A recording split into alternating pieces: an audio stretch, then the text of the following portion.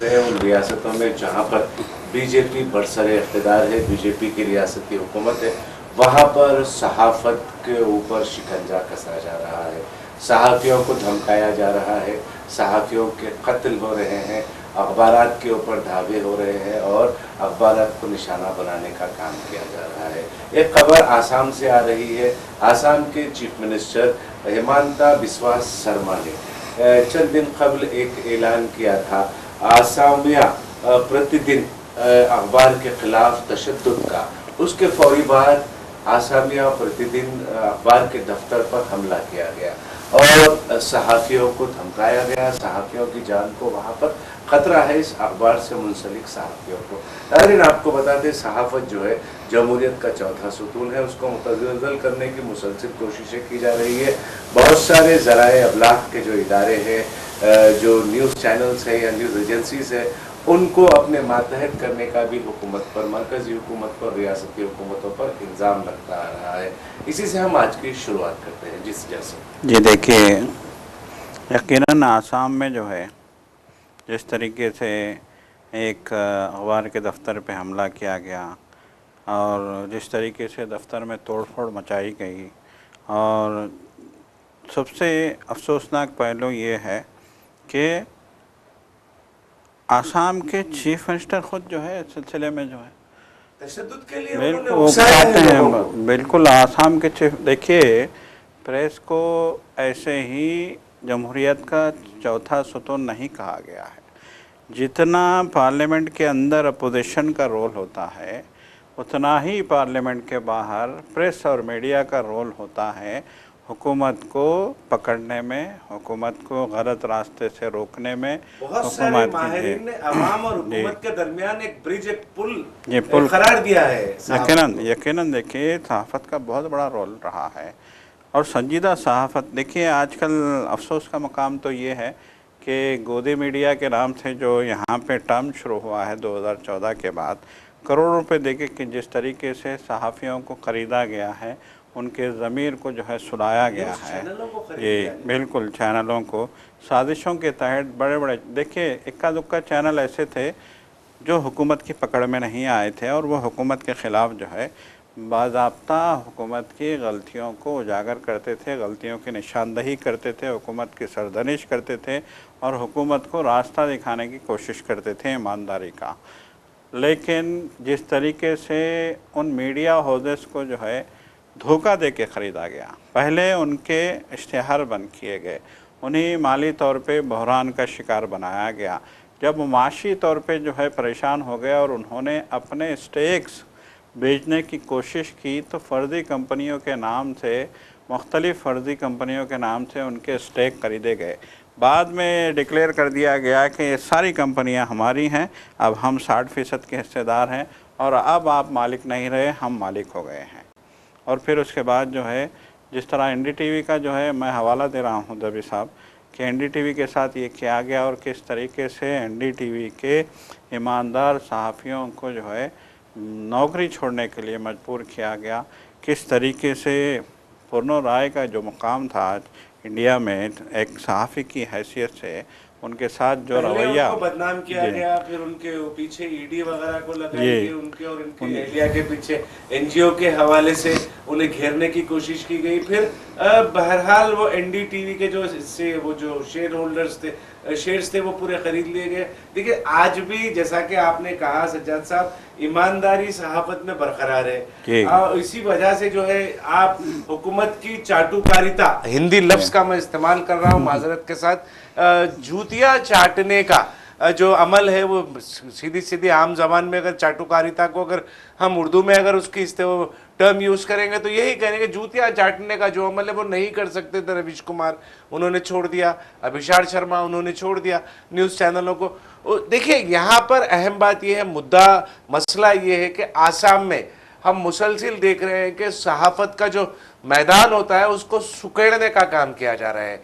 या तो हुकूमत की हिमायत में बात करें, या तो फिर हुकूमत की मुखालिफत में बात करेंगे तो अवाम को आपके पीछे लगा दिया जाएगा, आपके साथ मारपीट होगी, आपका कत्ल होगा, सहाफ़ियों को कत्ल किया जाएगा, आपके दफातर को तबाह कर दिया जाएगा। इस तरीके का माहौल बनाने का काम किया जा रहा है। उसमें बड़ी हद तक हेमंता बिस्वा शर्मा हुकूमत आसाम में कामयाब भी हुई है सहाफत को दबाने, कुचलने, ख़त्म करने में। ये बिल्कुल देखिए कामयाब हुई है। और यही देखिए अभी हम जो बहस कर रहे थे, असमिया प्रतिदिन ये अखबार है, आसाम का अखबार है, आसामी ज़बान में छपता है।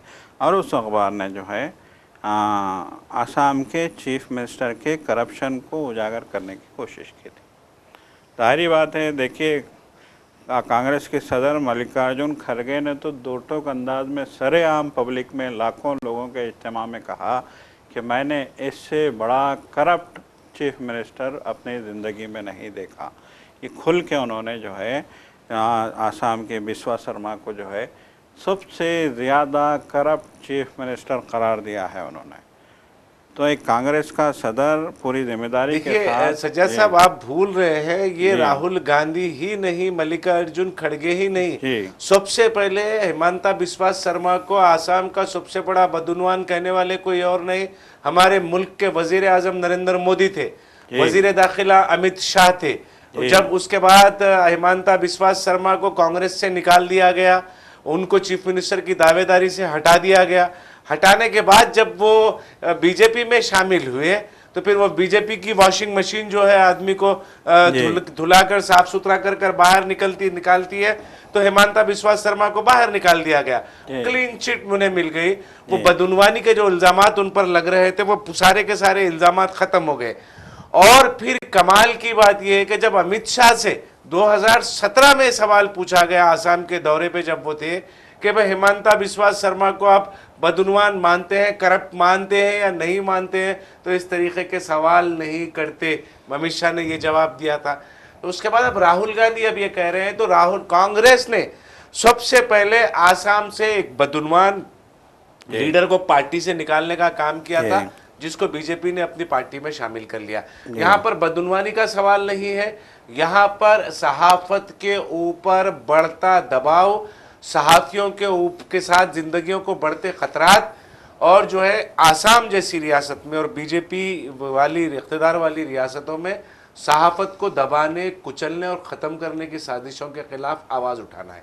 ये बिल्कुल देखिए यकीनन ये प्रेस क्लब ऑफ इंडिया ने इसकी मजम्मत की है, इसको शॉकिंग करार दिया है, इसको सदमांगेज करार दिया है और कहा है कि जो है जमहूरियत पे हमला है, किसी मीडिया। देखिए, मैं तो ये कहूँगा सज्जाद साहब, पीसीआई ने अगर ये ऐलान किया है, प्रेस क्लब ऑफ इंडिया ने ये ऐलान किया है, मजम्मत की है, तो ये बात मजम्मत तक महदूद नहीं रहनी चाहिए। कौमी सतह पर ये जो कार्रवाई असमिया प्रतिदिन ऑफिस के दफ्तर के खिलाफ में जो तशद्दुद हुआ है, उसके खिलाफ में कौमी सतह पर एहतजाज की ज़रूरत है। इज्तिमाई तौर पर सहाफ़ियों को सड़कों पर उतरना चाहिए, इज्तिमाई तौर पर इदारों को, वो न्यूज़ एजेंसीज़ को, न्यूज़ इदारों को, टेलीविज़न चैनलों को, अखबारात के दफातर को सड़कों पर उतरना चाहिए और इस मामले में जो है आवाज़ उठाना चाहिए। आज आसामिया प्रतिदिन के दफ्तर पर हमला हुआ है, कल किसी भी रियासत के किसी भी दफ्तर में, किसी भी रियासत में, वो जहां पर बीजेपी बरसरे इख्तिदार है वहां पर इस तरह का हमला हो सकता है। बिल्कुल देखिए, गुज़िश्ता रोज़ मैं एक न्यूज़ देख रहा था मेरठ की, वहाँ एक मतलब एक सेंट्रल मार्केट के घरों को, दुकानों को गिराया गया। तो लोगों ने कहा कि हमने यहाँ मुसलमानों के घर गिरे थे तो हमने खुशी जाहिर की थी, आज हमें अफसोस हो रहा है, घर गिरने का दर्द आज हमको महसूस हो रहा है। और कुछ लोगों ने सरेआम कहा कि अब हम बीजेपी को वोट नहीं देंगे, जबकि वो बीजेपी का गढ़ माना जाता है मेरठ का वो इलाका।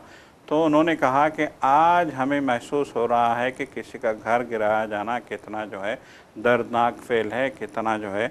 तो बहरहाल बोलने का मतलब मेरा ये है ज़बी साहब कि यही कहा गया है कि आज अगर मीडिया इस मामले पे मुत्तहिद नहीं होगा, गोदी मीडिया के वो लोग जो मोदी के करारे नोटों के नशे में धुत हैं, वो अगर इसको जो है उनका मामला है, हमसे क्या, ये कहेंगे तो आज इस पे हमला हुआ है, आज कल उनके किसी के दफ्तर किसी पे पे भी देखिए, मिलेगा। हमने देखा है कि बीजेपी के जो जी बदतमीज जो वो है, जी तर्जुमान है, संबित पात्रा हो जी या फिर सुधांशु मिश्रा हो, जी इन लोगों ने किस तरीके से कौमी टेलीविजन चैनलों पर एंकरों की जलील किया है, जी हमने ये देखा है। आप उसी वक्त जलील हो सकते हैं जब आप उनके सामने दबे हुए हैं या जी फिर उनके एहसानात के बोझ के तले आप दबे हुए हैं, उसी जी वक्त आप जलील हो सकते हैं। बिल्कुल सोशल मीडिया, खास तौर बिल्कुल पर नेशनल मीडिया पर जी देखिए, आप यहाँ पर बात रुकी आसाम तक ही नहीं है, केरला से भी एक खबर आ रही है। केरला के डीजीपी ने वहां के सहाफियों को तहफ़्फ़ुज़ फराहम करने की बात महज इसलिए की है कि वोट बराए नोट का मामला वहां के कुछ सहाफियों ने एक्सपोज किया था, मंजर आम पर लाया था, और जी उस मामले में बीजेपी और आरएसएस रास्त मुलव्विस थे। बीजेपी और आरएसएस की जानिब से उन्हें धमकियां दी जा रही हैं।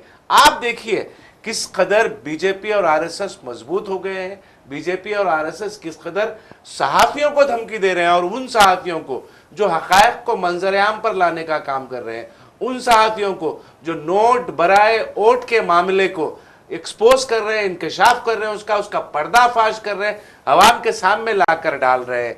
आरएसएस बीजेपी दोनों मिलकर केरला में अपनी जमीन मुसलसिल तलाश कर रही है, उन्हें जमीन नहीं मिल रही है। वहां या तो यूडीएफ या फिर एलडीएफ, वहां पर दो ही सियासी जमातों की दो ही सियासी इत्तेहादों का वहां पर गलबा है। वो गलबे में अपने रास्ते तलाश करने की कोशिश में पैसे देकर वोट हासिल करने की कोशिश बीजेपी और आरएसएस ने की थी, जिसका पर्दाफाश वहां के सहाफियों ने किया, और अब उन्हें मारने की धमकी मिल रही है। तो डीजीपी ने, केरला के डीजीपी ने उन्हें तहफ़्फ़ुज़ फराहम करने का हुक्म जारी किया है। देखिए, सबसे अहम बात यह है कि इंटेलिजेंस रिपोर्ट की बुनियाद पे डीजीपी ने ये जो है फैसला किया जी है।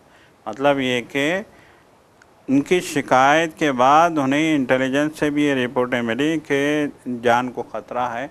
मीडिया वन पलक्कड़ जो है, गांव का नाम है पलक्कड़, वहाँ के केरला के एक मकाम का नाम है पलक्कड़ के मीडिया वन नामी इदारे के रिपोर्टर साजिद असलम को जो है अजमल साजिद अजमल को ये जो है ये धमकियां मिली थी, क्योंकि उन्होंने बीजेपी और आरएसएस के उन लोगों को एक्सपोज किया था जो नोट के लिए वोट के लिए नोट दे रहे थे। पैसा जो है करप्शन, वोट का करप्शन जो होता है वो करप्शन में मुलविस थे, तो उनको बेनकाब किया था उस रिपोर्टर ने, उनका स्टिंग ऑपरेशन किया था, उनके वीडियोस निकाले थे।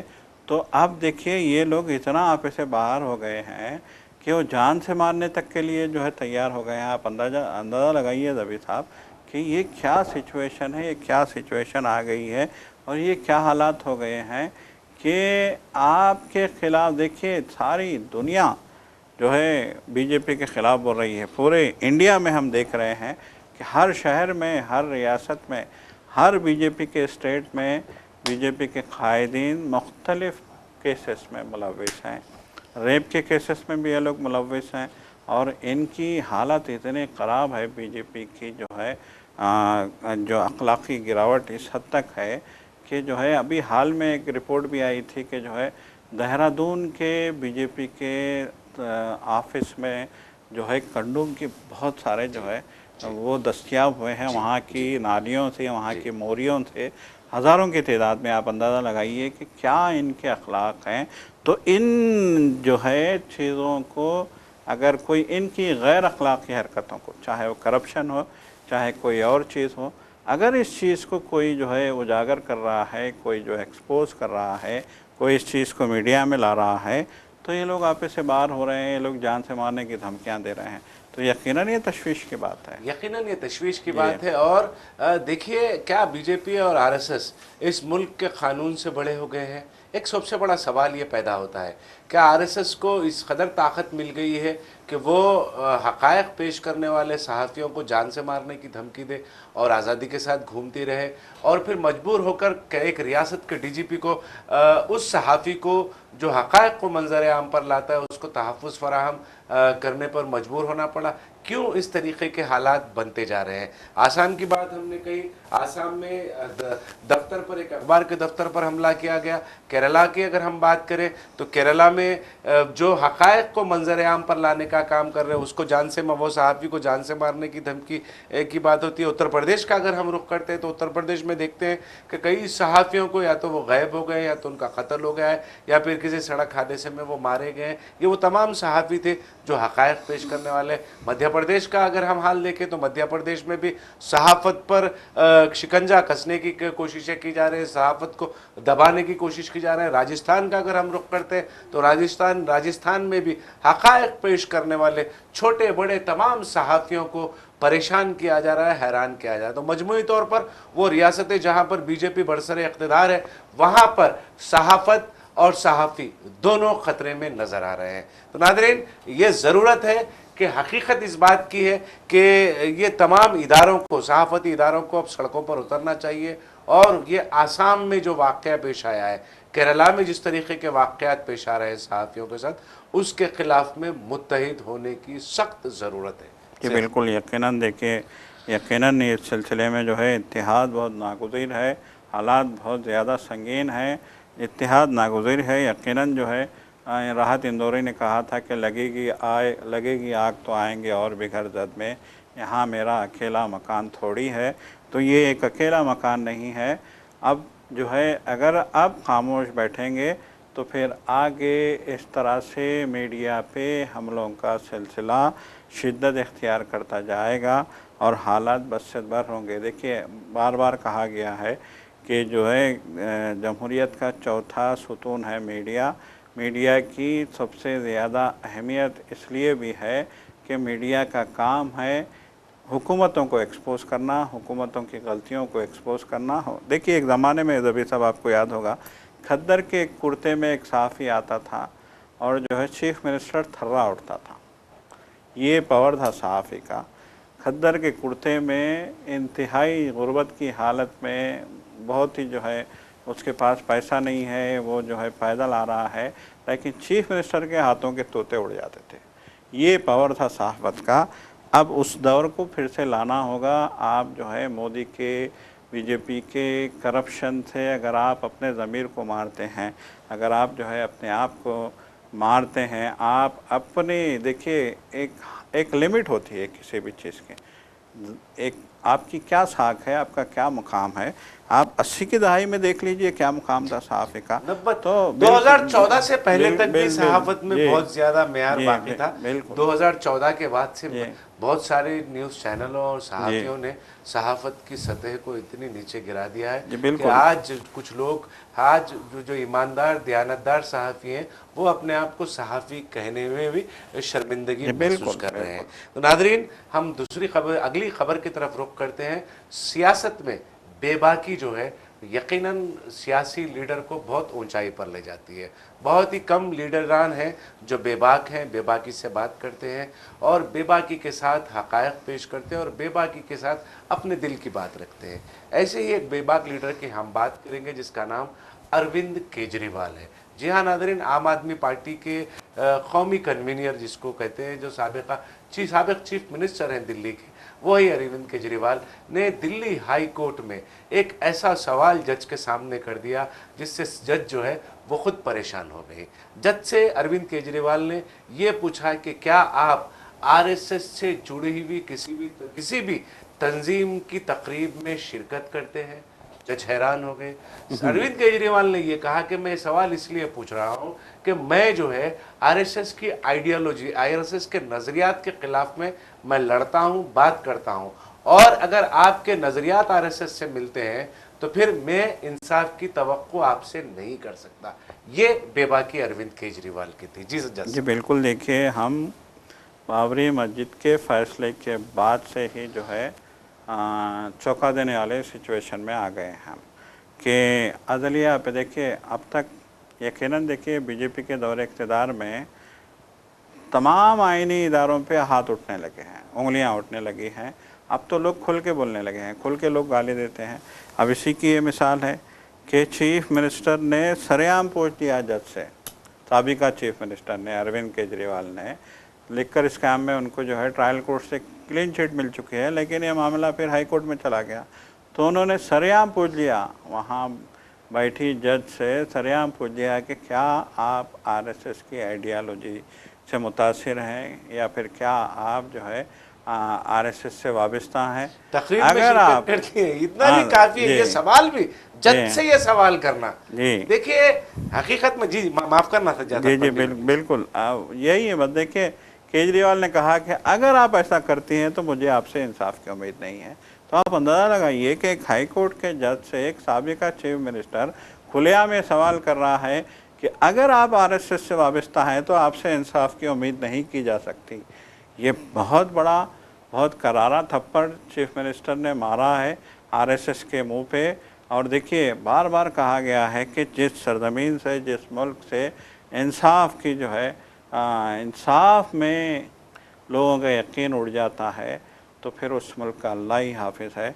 तो ये जो सिचुएशन है, ये जो देखिए एक कोई आम आदमी नहीं कह रहा है, एक चीफ मिनिस्टर कह रहा है, साबिका चीफ मिनिस्टर और कौमी कन्वीनर आम आदमी पार्टी के कौमी कन्वीनर बिल्कुल वो कह रहा है कि अगर आप आरएसएस की है तो मुझे आपसे इंसाफ की उम्मीद नहीं है। मतलब नजरियात का इख्तलाफ तो आ जाता है, जज का नजरिया और अरविंद केजरीवाल के नजरिए में जब तजाद आ जाता है तो फिर इंसाफ की तवक्कुआत कम हो जाती है। उसका इजहार अरविंद केजरीवाल ने बड़ी बेबाकी से दिल्ली हाई कोर्ट में शराब स्कैम में के मामले में सुनवाई के दौरान ये कहा है। और एक खबर आ रही है उत्तर प्रदेश से, नोएडा से।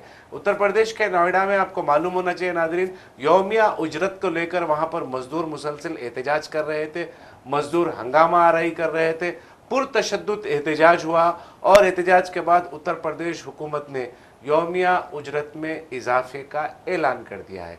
मगर सबसे अहम पहलू इस खबर का ये है कि वो पूरा जो तशद्दुद मतलब पुरतशद्दुद एहतजाज हुआ है उसमें उत्तर प्रदेश हुकूमत ने पाकिस्तान के लिंक की तहकीकात कर रही है, पाकिस्तान के ताल्लुक़ की तहकीकात कर रही है। देखिए यहाँ पर एक अहम बात है, इसको समझने की ज़रूरत है। उत्तर प्रदेश हुकूमत जब कभी भी पुरतशद्दुद एहतजाज होता है उत्तर प्रदेश में तो वहाँ पर इस तरीक़े की तहकीकात कराने का काम, पाकिस्तान की लिंक, पाकिस्तान का ताल्लुक़, पाकिस्तान का राब्ता तलाश करने की कोशिश करती है। हालांकि जो एहतजाज हुआ था, जो नाराज़ वर्कर्स थे जिसने एहतजाज किया और पुरतशद्दुद एहतजाज जिन्होंने किया, उनका मकसद सिर्फ यही था कि उनकी यौमिया उजरत में इजाफा किया जाए। महंगाई इजाफा तेज़ी के साथ बढ़ रही है, बेरोज़गारी तेज़ी के साथ बढ़ रही है, मगर उनकी आमदनी नहीं बढ़ रही है। इसको लेकर एहतजाज किया था। तो उत्तर प्रदेश हुकूमत ने अपनी कोताहियों, अपनी नाकामियों और आवाम से किए गए वादों को पूरा नहीं करने की वजह से एहतजाज हुआ है। इस बात की तरफ तवज्जो देने के बजाय उसमें उस पूरे एहतजाज में पाकिस्तान का ताल्लुक़ तलाश करने की कोशिश कर रही है। मतलब एक पाकिस्तान के सर डाल लेंगे आप अपने नाकामियों को, अपनी गलतियों को पाकिस्तान के सर डाल लेंगे। देखिए ये जो एहतजाज हुआ है, वर्कर्स का जो एहतजाज हुआ है, ये आज की बात नहीं है। ये सर्दियों के शदीद तरीन सरमा का मौसम था, नवंबर दिसंबर का महीना था। उस वक्त भी जो है कुछ कहा मतलब एक कुछ मीडिया रिपोर्ट्स आई थी जिसमें कहा गया था कि शदीद सर्दियों में काम करने वाले वर्कर्स ने उनके वेज के हवाले से नाराज़गी ज़ाहिर की है और उन्होंने कहा है कि हमारे साथ नाइंसाफ़ी हो रही है, हमें कोई छुट्टी नहीं दी जा रही है, हमें टाइम से ज़्यादा काम लिया जा रहा है, हमसे 12-12 घंटे की ड्यूटी ली जा रही है, हमें छुट्टी का कोई कॉन्सेप्ट नहीं है और सिर्फ 9,000 रुपये पेमेंट हो रही है हमारे। और उन्होंने उस 9,000 रुपये को, ये तो उन वर्कर्स की बात है जो है दुकानों के बाहर काम करते हैं या फिर किसी सोसाइटी में जो है चौकीदारी का काम करते हैं या फिर किसी जो है फैक्ट्री में जो है मजदूरी का काम करते हैं। ये उनकी लाखों की तादाद में है। ये ऐसा नहीं है कि थोड़े हैं, ये पूरी दिल्ली, पूरा नोएडा, पूरे गुड़गांव में ये लोग फैले हुए हैं। और कल ये मुसलसल एक हफ्ते से ये लोग एहतजाज कर रहे थे, लेकिन कल ये देखिए जब कान पे नहीं लेता है एक आदमी, गरीब आदमी 9,000 रुपये में वो घर कैसे चलाएगा आज के दौर में, जबकि आपने तेल की कीमत दुगनी कर दी है, दाल चावल दुगने कर दिए हैं, गेहूं का आटा आपने दुगना कर दिया है, हर चीज़ आपने महंगी कर दी। ईरान की जंग होती है, आप महंगाई थोप देते हैं पब्लिक पे। कोरोना आता है, आप पब्लिक पे महंगाई थोप देते हैं। आपके डॉलर की कीमत बढ़ जाती है तो आप जो है पब्लिक के सर पे महंगाई को थोप देते हैं। आप अपने ख़जाने को लूटते हैं और ख़जाने के नुकसान की पाबजाई के लिए पब्लिक पे आप थोप देते हैं महंगाई। आपके दोस्त हैं अडानी, उनकी जो है दवा, अब देखिए दवाओं की कीमत 100 गुना बढ़ गई है, तो एक गरीब मज़दूर 9,000 रुपये में कैसे अपना घर चलाएगा? सबसे बड़ा सवाल ये है। तो वो जब जब वो लोग जो है, जब वो बर्दाश्त नहीं कर पाए महंगाई को, जब उनको एक रोटी भी मिलना मुश्किल हो गया, तो फिर वो सड़क पे आ गए और ये एहतजाज तशद्दुद इख्तियार कर गया। गाड़ियों पे संगबारी की गई, गाड़ियाँ जलाई गई। 300 वर्कर्स को गिरफ़्तार किया है वहाँ पे नोएडा में यूपी पुलिस ने।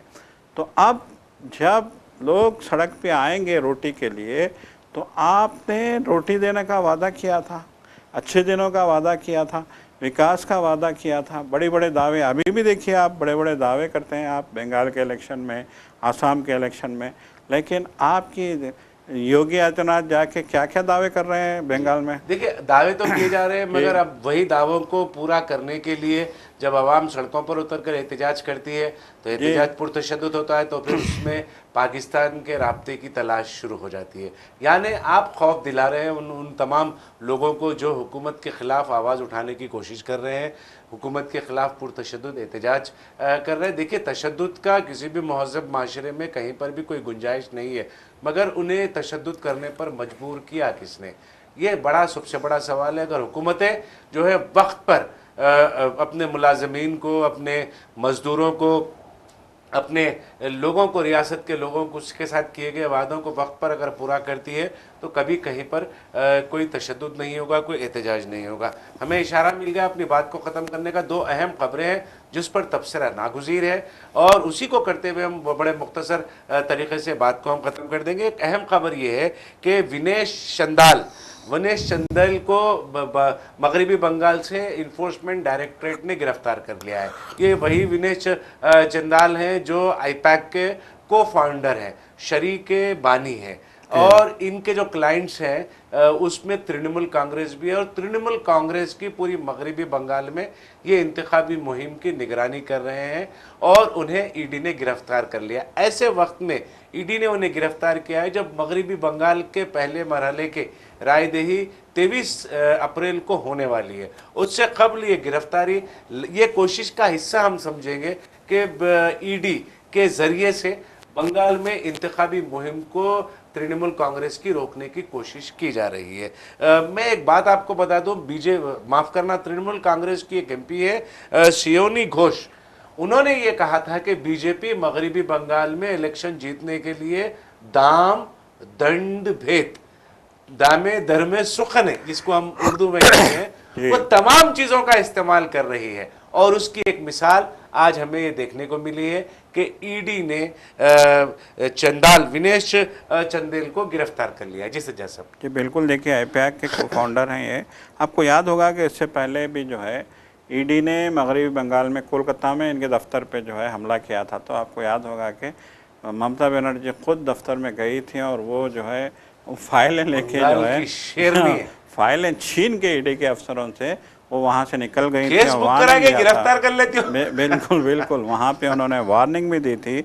देखिए ये वो एजेंसी है जो है पॉलिटिकल कंसल्टेंसी फर्म है, और ये ममता बनर्जी की पार्टी तृणमूल कांग्रेस की जो सियासी जो है मतलब एक इलेक्शन लड़ने के लिए बिल्कुल ये तैयार कर रही थी। अभी भी ये वही इंतखाबी हिकमत अमली तैयार कर रही थी, और इलेक्शन से सिर्फ 10 दिन पहले इस फर्म के को फाउंडर को जो है हिरासत में ले लिया गया है, गिरफ्तार कर लिया गया है, और जो है यहाँ तक कहा गया है कि दिल्ली में इनकी प्रॉपर्टीज़ को सीज भी कर लिया गया है। यहाँ तक कमाल ये है कि अब इस तरीके के हलकों पर बीजेपी बंगाल में उतर आई। एक आखिरी खबर है जिस पर आपका छोटा सा मुख्तसर था क्लोजिंग तबसरा ज़रूरी है कि बिहार में चीफ मिनिस्टर के ओहदे से नीतीश कुमार के इस्तीफे के फ़ौरन बाद बीजेपी की जानिब से नए चीफ मिनिस्टर का तकर्रुर अमल में आएगा। इस तरह की खबर है। मुख्तसर और आपका क्लोजिंग रिमार्क।